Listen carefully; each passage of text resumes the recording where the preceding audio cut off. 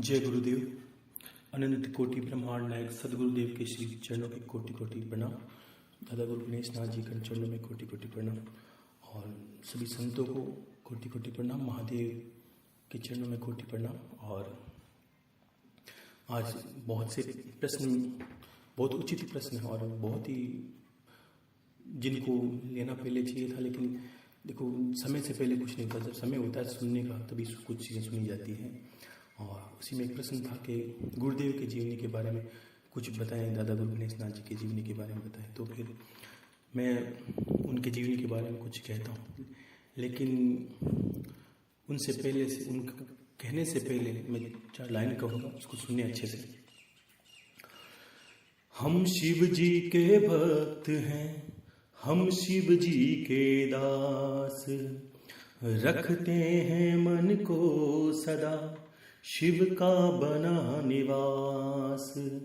भले बुरे इस लोक में हैं जितने भी लोग, सब है तेरे ही प्रभु, हर ले सबका शोक। अपना धन देकर इन्हें भक्त बना लो नाथ, धन से मन संतुष्ट करें, भजे तुम्हें दिन रात। हम शिव जी के भक्त हैं, हम शिव जी के दास, रखते हैं मन को सदा शिव का बना निवास। हर हर महादेव। देखिए, गुरुदेव की जो जीवनी है, एक गुरु की जीवनी कहते वक्त उसको वहीं से शुरू किया जाता है कि जहाँ से उनको एक अवस्था प्राप्त होती है। एक सामान्य पुरुष से एक मानव से महामानव बनने की क्रिया, और एक इंसान से पुरुषोत्तम बनने की क्रिया है, वो उनकी जीवनी है। परिवार उनका जन्म नागौर जिला के मांझवास गांव में हुआ था और ब्राह्मण कुल में जन्म हुआ था उनका। जो ब्राह्मण कुल में जन्म होने के बाद सबसे पहले तो उनके जीवन में एक बड़ी विचित्रता थी कि वो बहुत ज़्यादा प्रभु के नज़दीक थे। कृष्ण का जीवन का पालन करते करते भी वो एक बहुत ज़्यादा पवित्र रहना और किसी तरह भगवान के कृत्यों को निभाना और ईश्वर की समयवत साधना आराधना करना, उनका चित्त साधनाओं में भक्ति के प्रति। ऐसी नहीं कि हर कोई साधना कर ली, बस भक्ति। देखो, अब एक बहुत बड़ी विचित्रता है। मैं इन्हीं के गुरुदेव के बारे में बोलते बोलते आपको कुछ चीज़ें अपने आप लोगों के बारे में समझा दूंगा जो प्रश्न है, लेकिन उनके उत्तर मैंने दिए नहीं, क्योंकि समय आएगा तब अपने आप उत्तर मिल जाएंगे। यही सोचा था मैंने कि बहुत से लोग ऐसे बोलते हैं कि गुरुदेव हमने घर बैठे ग्रस्त में हैं, हमने वो साधना कर ली, हमने वो मंत्र कर लिया, वो मंत्र। देखो, मैं शुरू से बोलता हूँ, ग्रस्त इंसान साधना कभी ना करे, घर का सत्यानाश वो कर लेगा बिना। देखो, शास्त्र के वाणी के बारे में बात करूं तो आप दिग्गज संतों के पास जाइए। अगर आपकी क्षमता है कि गुरुदेव मैं आपसे बड़े संतों के पास जाना, तो मैं तो तुच्छ सा हूं, लेकिन फिर भी आपको लगे, बिल्कुल जाइए। अगर ओम जप करने का भी अधिकार होता है, ध्यान रखिए, नाम जप भी नहीं कर सकते हम जब तक। हमने सुना कि कुछ संस्थाओं में नाम दान दिया जाता है। क्यों दिया जाता है? कि नाम तो खुद ही कर सकते हो, राम के राम। भगवान हनुमान जी महाराज के पास भी राम नाम नहीं था, सूर्य भगवान ने उन्होंने राम नाम दान दिया था। अपनी इच्छा से बचपन में थोड़ी कर रहे थे, वो नहीं कर रहे थे। तो कुपात्र बन के करते हो, कोई सिर्फ कुछ प्राप्त नहीं होगा। मैं दुखी होता हूँ कि आप लोगों की ऐसी दुर्गति देखता हूँ कि गुरुदेव मैं 12 साल से ये कर रहा हूँ, गुरुदेव मैं 11 साल से ये कर रहा हूँ, मिला क्या? कुछ नहीं मिला, विक्षिप्त होते जा रहे हो। ये भी मुझे पता है कि मुझसे पहले भी आपने कहीं पूछने की कोशिश की थी, लेकिन इसका कुछ अर्थ नहीं निकलेगा, क्योंकि हर इंसान, अब क्या होता है कि कुछ लोग ये भी सोचते हैं गुरुदेव हमने ये मंत्र वहां से लिया था। देखो, मंत्र लेने से पहले ये देखना पड़ता है कि वो मंत्र देने वाला जो है वो वास्तव में अधिकारी है कि नहीं है। बहुत सी पहले गुरुवाणी में मैंने एक बात बोली थी कि देखिए, कुपात्र से लेने से क्या होता है, सुपात्र से लेने से क्या होता है। गीता कृष्ण भगवान ने कही थी अर्जुन को, अर्जुन का कल्याण हुआ, मुक्ति हुई और मोक्ष को प्राप्त हुए, और अर्जुन को मोह से छुटकारा मिला, जो पारिवारिक मोह था।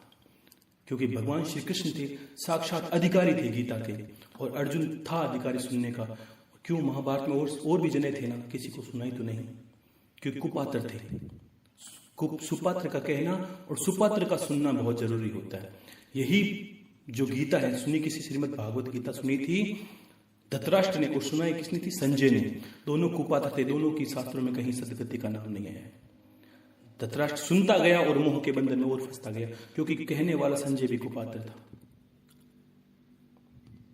तो ये सुपात्र से मंत्र दान, नाम दान लेने से देखना होता है कि उसकी जीवनी कैसी है, उसने हमने लिया है। तो इसलिए हमने शुरू से कहा था गुरु मंत्र, क्योंकि जो मैंने किया वो मैं आपको दे सकता हूं, जो मैंने विधि बताई वो आपको दे सकता हूं। कुछ लोगों ने कहा गुरुदेव मैं सब सत्य, देखो कर सकते हो आप, मेरे कहने से रुकोगे तो नहीं, मुझे पता है, मना कर दिया गया है। देखो आपके करने से मुझे कोई फायदा नहीं पहुंचता, ये ध्यान रखना।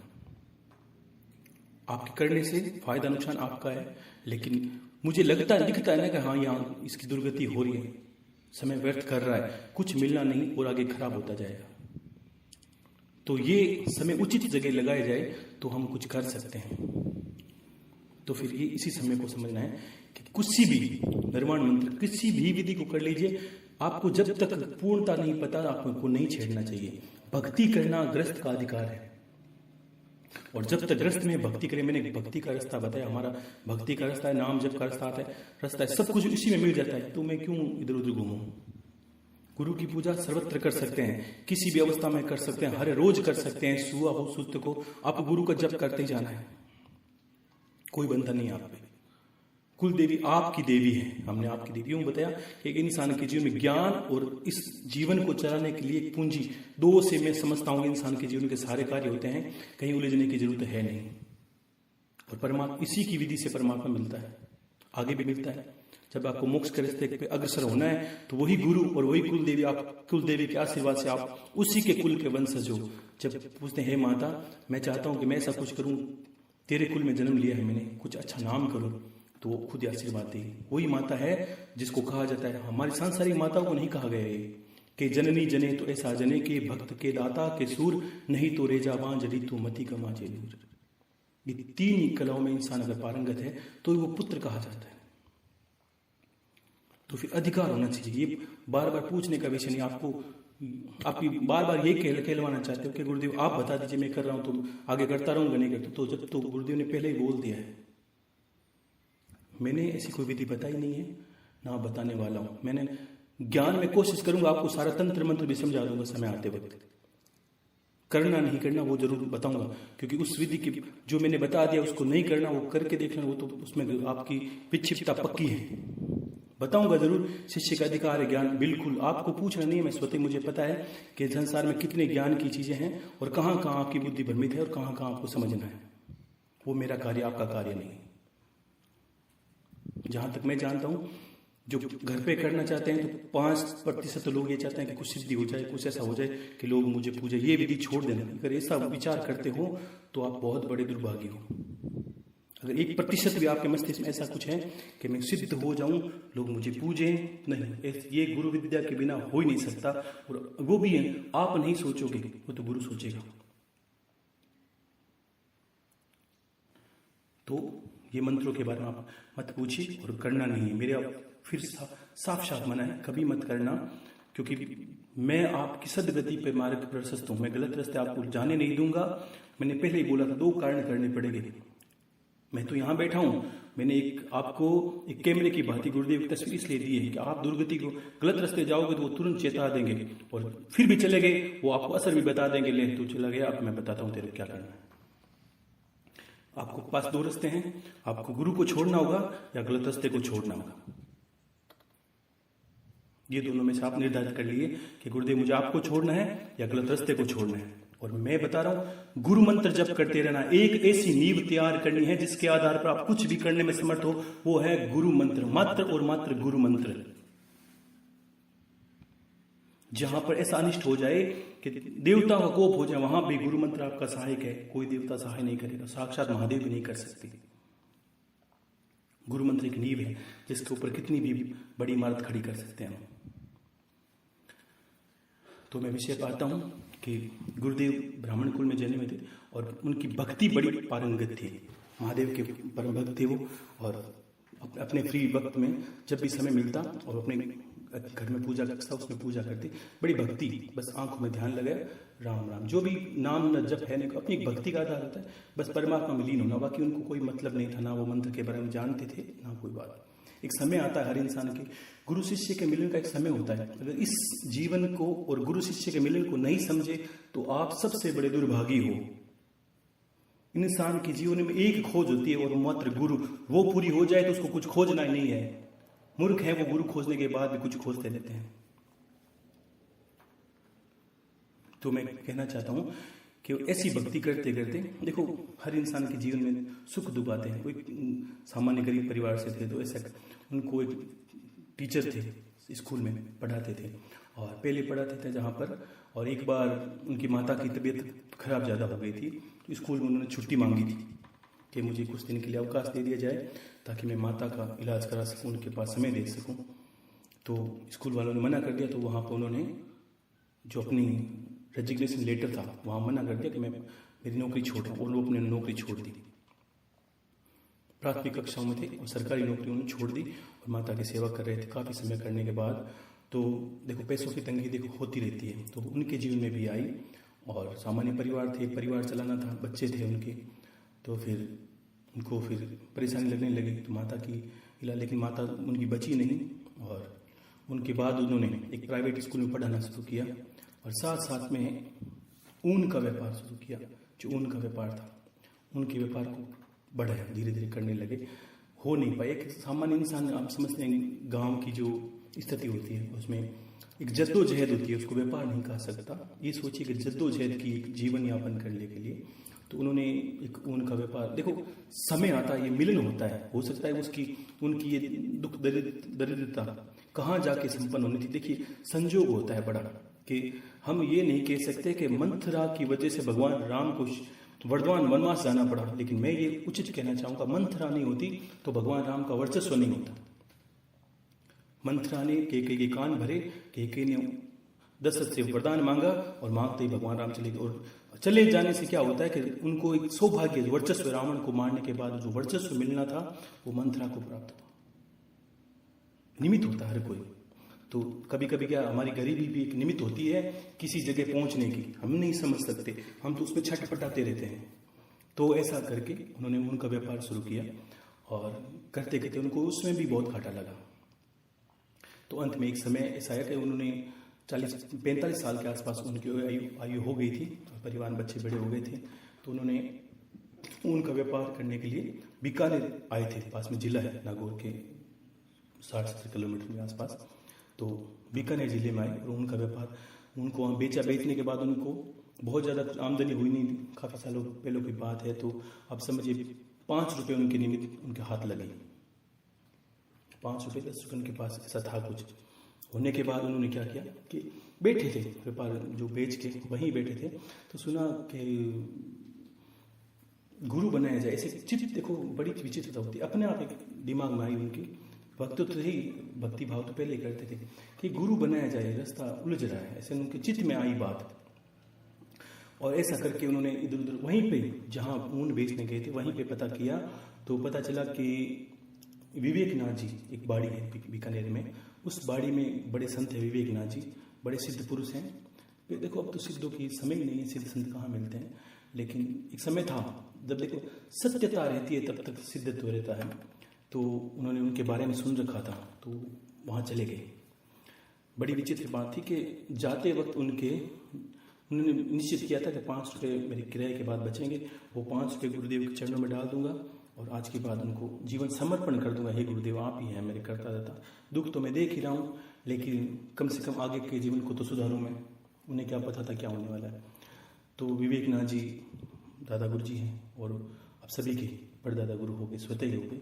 उनको मैं प्रणाम करता हूँ, कोटि कोटि नमन करता हूँ। और उनके चरणों में वो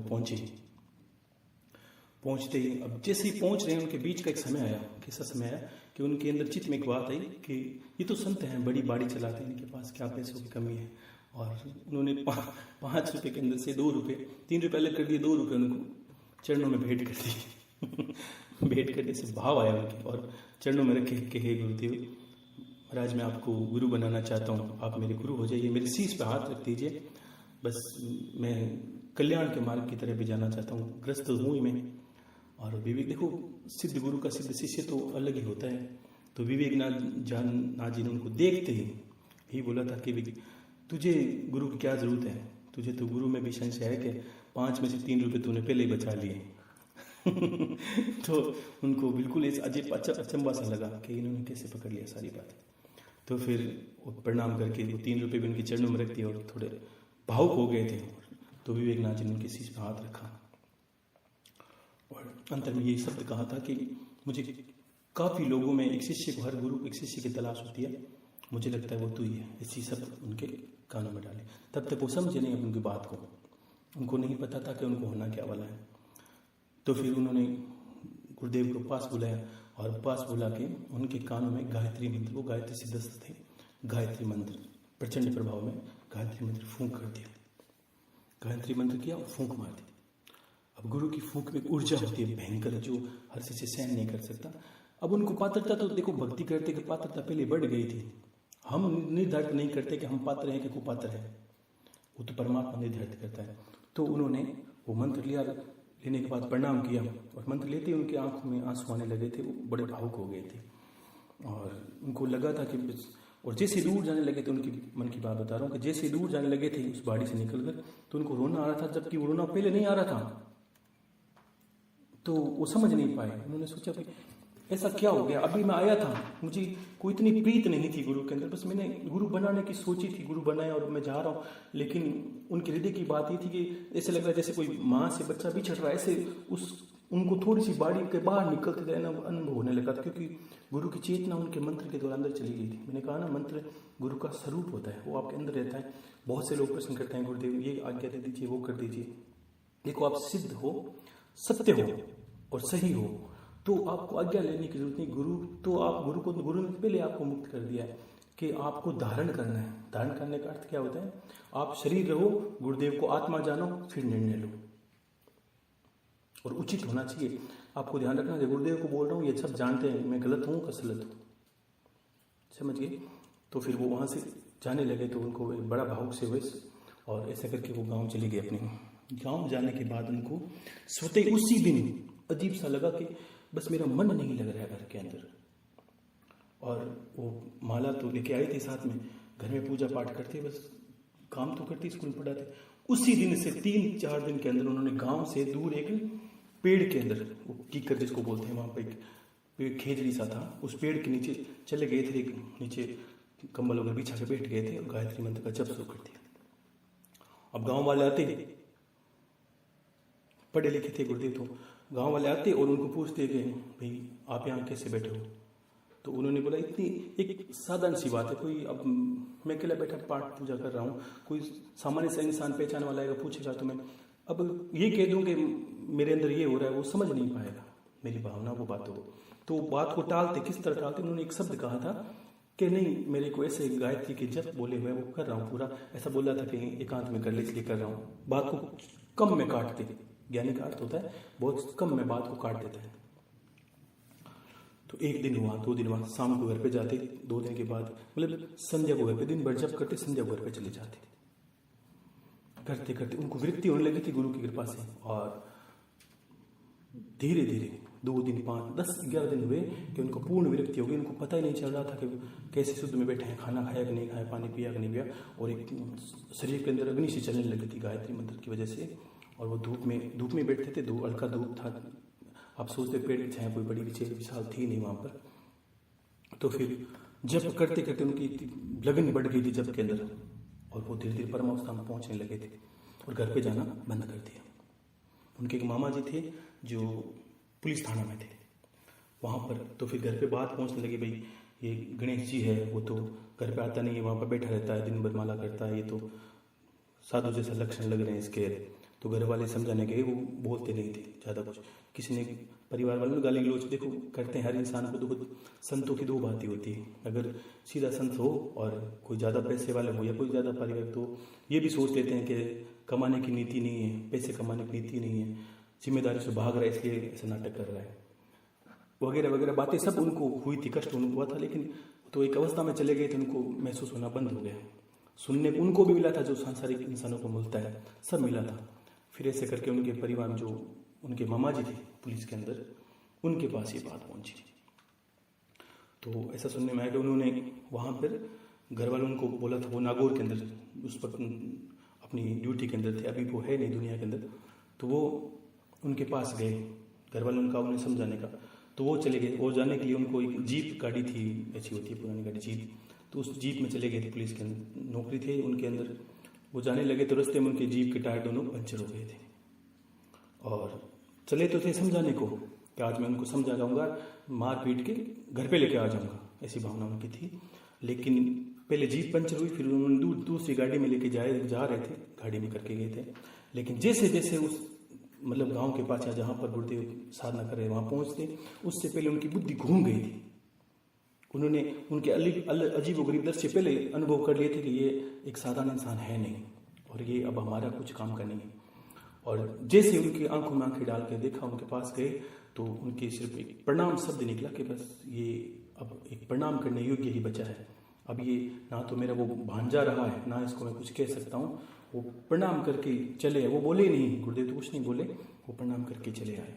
और घर पे कहा अब आप उनको आप दिमाग से निकाल दीजिए, अब वो नहीं आएंगे, किसी तरीके से नहीं आएंगे, वो अब हमारे हैं ही नहीं, रहे नहीं, दुनिया के हो गए। और ऐसा करके उन्होंने गायत्री का जप शुरू करते रहे। 4-6 महीने में सब गाँव वालों को धीरे एक को पता चलता है, पता चलने लगा कि भाई ये तो अजीब सा विरक्त हो गया, खाता पीता कुछ नहीं है। तो गांव वाले, गांव ग्रामीण है, तो वहाँ पर क्या होता है कि दूध दही वगैरह, तो कुछ लोगों ने खाने पीने के लिए बोला, तो उन्होंने 1 साल कुछ नहीं खाया था, खाने पीने के लिए मना कर दिया। तो पानी रखते थे पास में, बोतल जो थी भरने के लिए, वो पानी पीते थे घड़े के अंदर। और गाँव वालों ने धीरे धीरे किया, किसी ने तो उन्होंने खाने का बोला, तो उन्होंने पूछा कि मुझे खाने के लिए कुछ नहीं चाहिए, मुझे छाछ दूध वगैरह कुछ ला दीजिए। तो जो भी दूध वगैरह मिलता गाँव में कोई थोड़ा बहुत पहुँचा देता, वो बस एक वक्त दूध पीते थे और गायत्री के जप, अच्छा अखंड गायत्री का जप किया साल भर बड़ी विचित्रता से। और उनको दिव्य साक्षात्कार भी हुए माता की। और धीरे धीरे उनको 4-6 महीने में सब जानने लगे, तब उन्हें लगने लगा कि अब कोई सवाल जवाब करने वाला नहीं है, सब जान गए। तो उन्होंने उसी जगह पर किसी ने एक टेंट सा, छोटी सी तंबू जो बोलते हैं, एक दरी सा, उन्होंने शीश पे उस पेड़ के ऊपर लगा दिया ताकि छाया पूरी मिले उनको। ऐसा करने के बाद उन्होंने धीरे धीरे साल 6 महीने होने के बाद धीरे धीरे सबको पता चलने लगा भाई जब करते हैं। उन्होंने वहाँ पर खड्डा खोदा, धीरे से थोड़ा गर्मी लग रही थी तो एक खड्डे को खोदा, 3 फीट 4 फीट 5 फीट 6 फीट ऐसे करते 10-11 फीट उसी पेड़ के नीचे खड्डा खोद लिया था।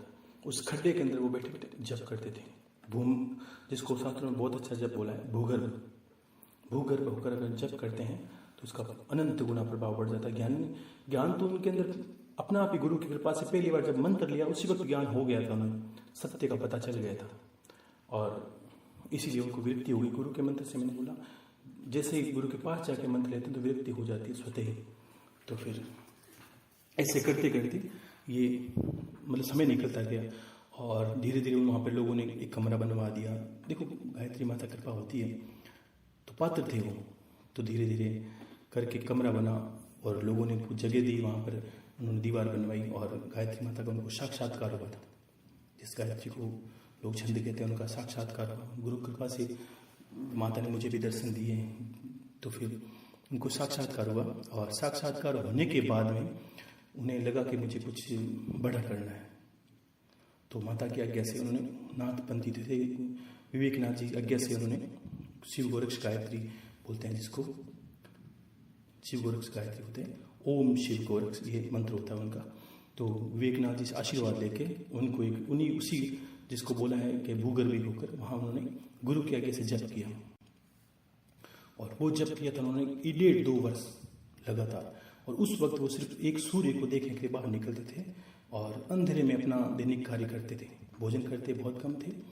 और जब तक गुरु गोरक्षनाथ जी के दर्शन नहीं हुए साक्षात्कार तब तक। और एक वक्त ऐसा आया कि वो थक गए थे अंदर में, उन्हें लगा था कि गुरु गोरक्षनाथ जी के दर्शन होंगे नहीं, ये बड़ा चमत्कार था उनके जीवन में, तो दर्शन होंगे नहीं, तो वो उठने वाले थे। ऐसा लग रहा था भाई क्षण भर में उठूंगा, मैं थक चुका हूँ, 1.5 वर्ष हो गया गोरक्षनाथ जी के मंत्र का जप करते। गुरुदेव गोरक्षनाथ जी ने दर्शन दिए नहीं, तो उठने वाले थे तो तुरंत उसी वक्त विवेकनाथ जी शरीर को पहले विवेकनाथ जी छोड़ रखा था, तो विवेकनाथ जी तुरंत प्रकट हुए, उन्होंने शीश पे हाथ रख दिया, वापस बिठा दिया वापस। क्यों कि जब वो बिठाया वापस तो उसी बिठाने के बाद समझ लीजिए कि 10 मिनट 5 मिनट में तुरंत गोरक्षनाथ जी महाराज, साक्षात गुरु गोरक्षनाथ जी महाराज प्रकट हुए थे उनके बाल रूप में। उन्होंने दर्शन दिए थे और बोला था कि भाई अब तो जीवन में कुछ भी कर ले तेरे साथ। ये उनके जीवन की परम उपलब्धि थी। और नेपाल वो साधना करने के लिए जाते थे, पशुपतिनाथ महादेव के उनके इष्ट थे, वहाँ भी जाते थे। और एक वक्त गुरु गोरक्षनाथ जी जप करते थे, उसी वक्त उनके झोली में एक अमर फल गिरा था, वो अभी इनका आश्रम में है। और पूजन पाठ के लिए वो सर्वोत्तम थे ही पहले से। और गायत्री माता कृपा से उनकी स्वतः सिद्ध थे, जो कामना करते थे वो उनकी पूरी हो जाती। और उन्हीं के जीवन से कुछ जुड़ी और बातें मैं आपको बताता हूँ कि एक बार उन्होंने ऐसा विचार किया कि मैं बाबा रामदेव जी के महाराज का मेला चलता है राजस्थान के अंदर, तो फिर बाबा का मेला था, तो उन्हें ऐसे बैठे बैठे विचार आया कि कुछ लोग बैठे रहते थे, बहुत विद्याएं जानते थे, अगर मैं शब्दों में कहूँगा तो समय नहीं समझ पाओगे आप कितना क्या है विशाल। तो उन्होंने विचार किया कि क्यों ना भंडारा लगाया जाए। अब देखो, अगर कहीं मेले में भंडारा लगाते हैं तो हमें पता नहीं चलता 5 खाना खाने हैं, 50 आए, 5,000 आए, 5 लाख आ जाए, वो स्थिति थी। लेकिन जो उनके पास रहने वाले थे, देखो बहुत लोग उनके, मैं कहूँगा नहीं लेकिन ये मानिए कि बहुत लोग, यहाँ तक कि कलेक्टर वगैरह बहुत बड़े बड़े आला अफसर उनके पास आते थे और बहुत उनकी उपलब्धि थी बड़ी बड़ी दर्शन करने से। लेकिन जब उन्होंने कामना की थी वो भंडारा करने की, उसी वक्त 2-3 जने पास में थे। देखो हर कोई संत को समझना बस की बात है, मैंने कहा संत को आप परख ही नहीं सकते।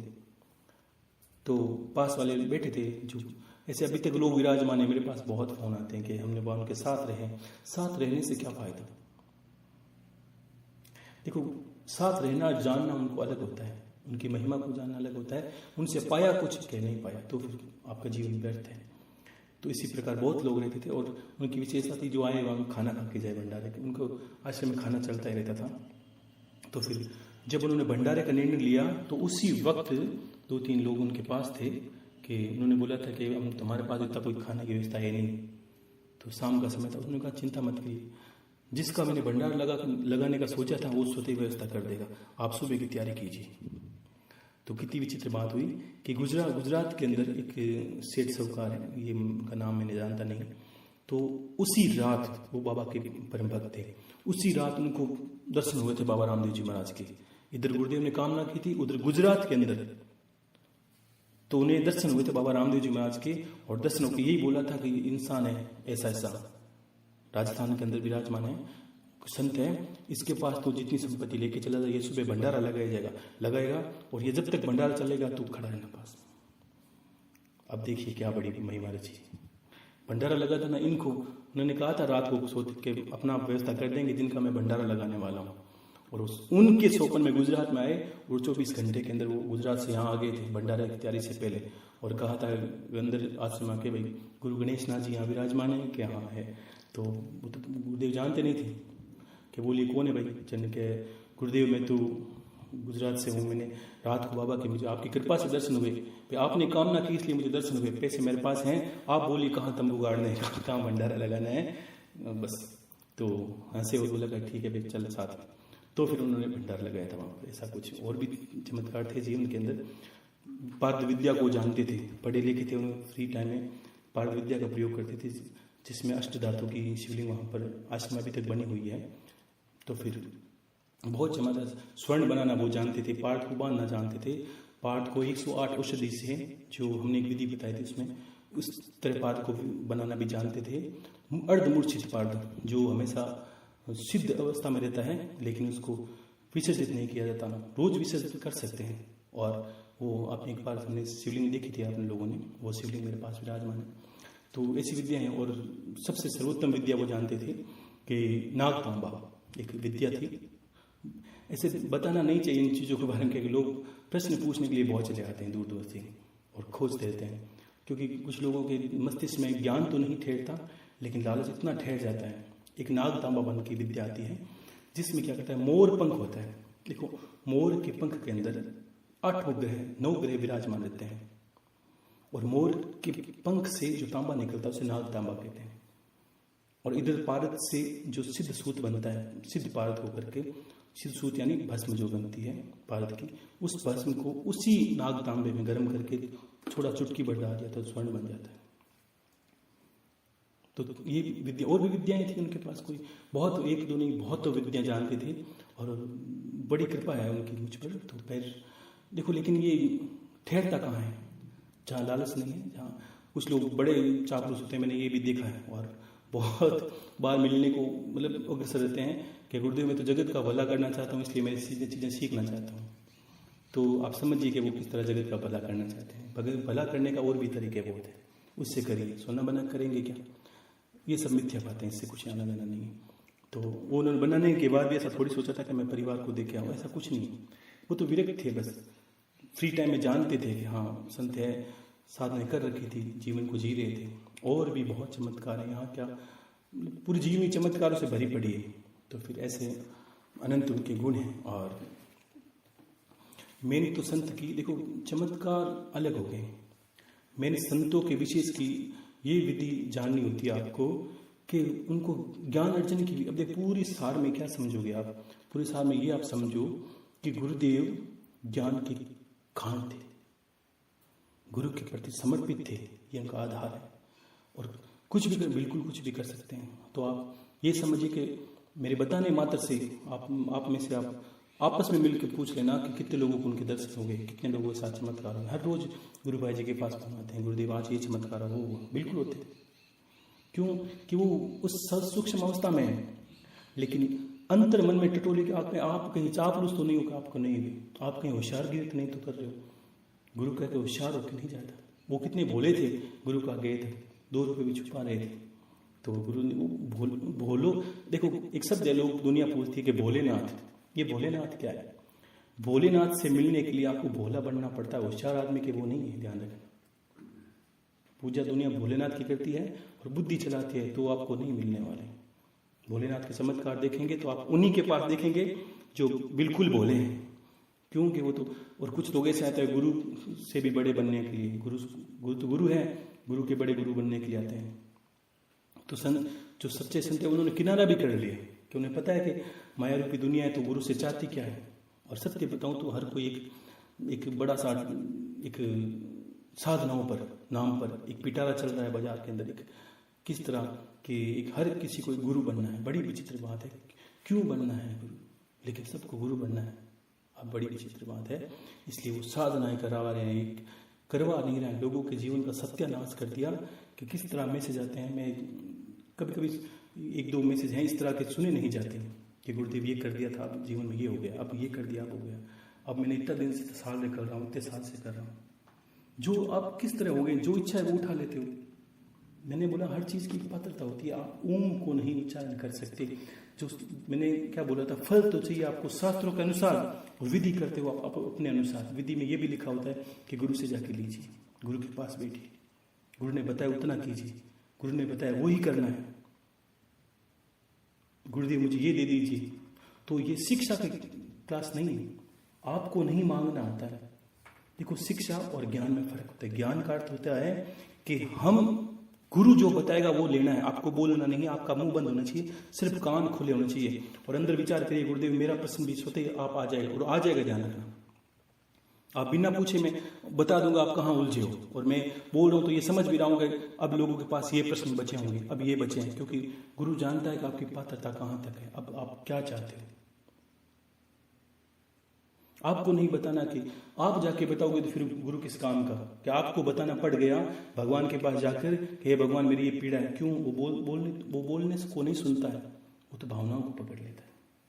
आपको तो अंदर में कहीं पीड़ा है तो अंदर रोक के गुरुदेव को अंदर बोल दिए हे गुरुदेव, आप तो जानते हैं कि आपको बताना है, बोल के बता दिया, फिर क्या गुरु है क्या आप शिष्य हो, कोई अर्थ नहीं निकलता। तो चापलूसी नहीं करनी है। इतना मैंने क्या, इतना भूले रहिए, कुछ मत करिए। आपसे कुछ मांगा नहीं गया तो आप ये मत सोचिए गुरुदेव ने कुछ मांगा नहीं है। बिल्कुल, गुरु का अर्थ है मांगना, मैं मांग लूंगा। आपके जीवन के 30% दिन भी मांग सकता हूँ मैं, कि गुरुदेव ने बोला मैं बोलूँगा आप घर छोड़ दीजिए, तो छोड़ने में तत्पर है। तो ध्यान रखना, गुरु कुछ भी मांग सकता है, ये भी सोचना। हमने मांगा नहीं कोई, ये बड़ी बात है, कुछ भी मांग सकता है। भावनाओं में तत्पर है। किस तरह कि हनुमान जी महाराज भगवान श्री राम के चरणों में खड़े, कब भगवान आदेश करे, कब मैं गदा उठाऊं और अपना काम करूं। वो गदा कंधे पे, गदा नहीं नीचे रखते जल्दी से, ये मन में विचार रखते कब गुरु भगवान राम उपदेश करेंगे, मैं तुरंत ही खड़ा होकर उनके काम को करूंगा। ऐसे विचार है कि कभी गुरु मेरे लिए आदेश करेंगे, मुझे कुछ कहेंगे कि ये बेटा तू कर दे, ये तू काम कर, तो फिर ये करना है। समर्पित रहिए गुरु को।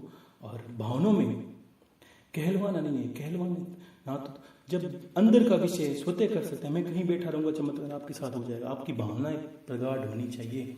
द्रोणाचार्य की बात ही, एकलव्य की बात ही, समझते नहीं हो ज्ञान को समझिए। और छोटे शब्दों की तो गुरुदेव की जीवनी है नहीं जो मैं कुछ कहूँ, बहुत बड़ी विचित्र बात है उनके जीवन का। देखो, मैं जो आपको कह रहा हूँ, आपको लगता है, आप ये जानते हो कि गुरुदेव ये सुनने में कहीं नहीं आया, वो आप बता रहे हैं। लेकिन गुरुदेव के, मैं नहीं बताता, सत्य बताऊँ, मेरी इच्छा नहीं थी कोई गुप्त चीज़ बताने की या कोई भी ज्ञान की बात बताने की या सीधा रास्ता बताने की। लेकिन गुरुदेव के जीवन की एक बड़ी मार्मिक चीज़ थी। अंतिम क्षणों में एक शब्द थे उनके कि मैंने जो ज्ञान की एक झोली भरी है ना, वो कोई लेने के लिए तैयार नहीं है, तो मैं आपको तैयार कर रहा हूँ और आपको देने की कोशिश कर रहा हूँ। वो झोली मैं उन्हीं की खाली कर रहा हूँ, इसलिए वो चमत्कार करते हैं आपके साथ। और आप में पात्रता नहीं हुई तो वो झोली तो मेरे पास तो पड़ी है, मैंने तो ले ली, उनकी झोली का हिस्सा मेरे पास पड़ा है। तो फिर ये होता है, कोई छुप के रहने का मेरा उद्देश्य नहीं है, कोई आपको नहीं दर्शन देने का उद्देश्य नहीं। मैं बस एक, आप समझिए, एक निमित्त मात्र होता है ना, मैं बस आज़ाद रहना चाहता हूँ, समझिए। अगर आप लोग जान गए, अब हजारों मेरे पास आ गए, आप सोचिए, तो मैं तो अपनी उम्र को भी नहीं जी सकता। क्या करूँगा मैं?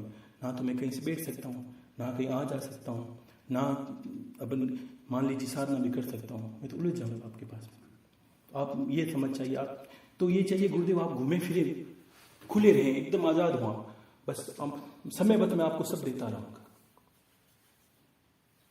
आपका गुरु आराम से रहे, आपको इसमें तो कोई आपत्ति नहीं, गुरुदेव आप आराम से रहे, मुझे कोई दिक्कत है तो फिर ये सोचिए गुरुदेव मैं तो बस आपके सीने पे बोझ बनना चाहता हूँ, मैं आज़ाद रहूँगा, मुझे घूमने फिरने दीजिए आराम से। मैं कोई दूसरा ज्ञान भी होगा तो आपके लिए खोज के लेके आ जाऊँगा, मुझे देना है, बिल्कुल देना है, निश्चित तौर पे देना है। लेकिन देने के साथ मैं सावधानी जरूर बताऊंगा ध्यान, और मेरी सावधानी को कभी मत लांघना। अगर मेरी कहने से चमत्कार हो सकते हैं, कुल देवी के दर्शन भी हो सकते हैं, तो मेरे मना करने के बाद आपके जीवन में कुछ भी हो सकता है। इसके वापस रोना मत कि गुरुदेव कुछ लोगों ने ये तंत्र भी छेड़ दिया था बीच बीच में, मैंने मना किया, अब वो पछता रहे हैं, रो भी रहे हैं, गुरुदेव मैंने मना करने के बाद आपने ऐसा किया था, अब मेरे साथ ये हो गया, क्या करो? ऐसा कुछ मत करना, भोले रहिए। बिल्कुल मैं भोला रह के दे रहा हूँ, आपको भोले लेकर रहना है। हम दोनों के बीच भोलेनाथ है, साक्षात स्वरूप गुरु गणेश नाथ जी महाराज, हम दोनों के बीच की कड़ी है। मेरी बात को खाली नहीं जाने देंगे, और आपके जीवन में सच्चे रहे तो सब जगह वो साथ में रहेंगे। माला करके देखना है, मेरी बात पे विश्वास निश्चित तौर पे करना है कि मैंने बोल दिया वो काम गुरुदेव आपने बोला है मेरे जीवन में होगा ही होगा, निश्चित तौर पे होगा। यहाँ तक बोल दिया मैं कुल देवी को मनाऊंगा, आपको बस बेटा बनना है। अगर बेटे सुपात्र होने चाहिए, बस आप सुपात्र हुए, माई दर्शन देगी, माई आपके जीवन के कार्य भी करेगी। तो फिर सभी को जय गुरुदेव, और समय मिलेगा तो मैं कुछ और बोलूँगा गुरुदेव के बारे में। बाकी समझिए बातों को, कथाएं बहुत होती है जीवन के अंदर, कथाओं का महत्व भी होता है, जीवनी गुरु जी की जीवनी की याद भी रहनी चाहिए इंसान को, तो बिल्कुल। और आपके घर पे जो तस्वीर मैंने भेजी वो परम सत्ता है, झूठा कभी हल्के में मत लेना। वो साक्षात गोरक्षनाथ जी महाराज, वो साक्षात परमेश्वर है, कुछ भी करने में समर्थ है, ध्यान रखना। वो रूठे तो आप समझिए कि आपसे जगत रूठ जाएगा, और वो माने तो दुनिया आपसे रूठ से भले ही रूठे। ये सोचना कि गुरुदेव अब मुझे चिंता नहीं है, मेरे पास आप हो, तो अब एक तरफ दुनिया चलने दो, कुछ होता तो बने दो, मैं आपके सहारे जिंदगी निकालूंगा। इतना विश्वास प्रगाढ़ होगा तो आपको छोड़ के कभी नहीं जाए। मेरा आशीर्वाद है, खुश रहिए। जय गुरुदेव, हर हर महादेव।